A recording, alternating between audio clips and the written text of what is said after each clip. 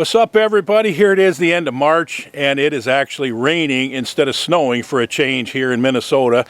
And I'm pretty excited about spring coming up, and that's because spring is right before summer, and summer is right before deer hunting season. So I've been thinking a lot lately about planning for my fall hunts, and I've been thinking about doing this series of videos, and I think you're really going to enjoy this. This is going to be a quick and dirty 6-part series, and they're just going to be 2-3 minutes a piece of videos, 6 parts on how to beat the hunting pressure on public land.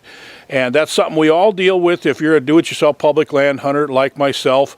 So let's dive right into this. We're going to start, here's number 1, and we're going to do 6 of these.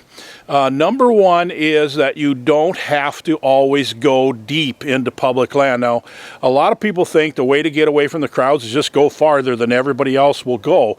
And sometimes, yes, that is definitely the case, but other times not so much. And here's a couple things to think about. Number 1, a lot of times deer are using the public land area to bed on because it's actually wooded and bush and so forth, and just off the edge of the public land is crop fields, and they're bedding on the public land and going out into the crop fields in the evenings. So sometimes the best places to hunt public land is not the deepest parts, but around the edges.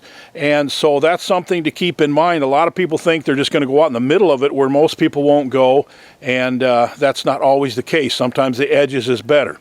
Another thing about that is that sometimes the deer not sometimes, I mean, these public land deer, they will pattern the hunters, and they know where they're going, and a lot of times they're walking right past a lot of these deer in the best deer habitat spots, and these deer might be bedded in little swamps or marshes or little bushy areas that are even right close to the parking areas.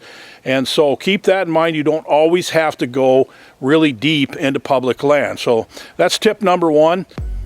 So tomorrow we're going to give you tip number 2. So stay tuned. We're going to do 6 of these in 6 days. Hang on, it should be fun.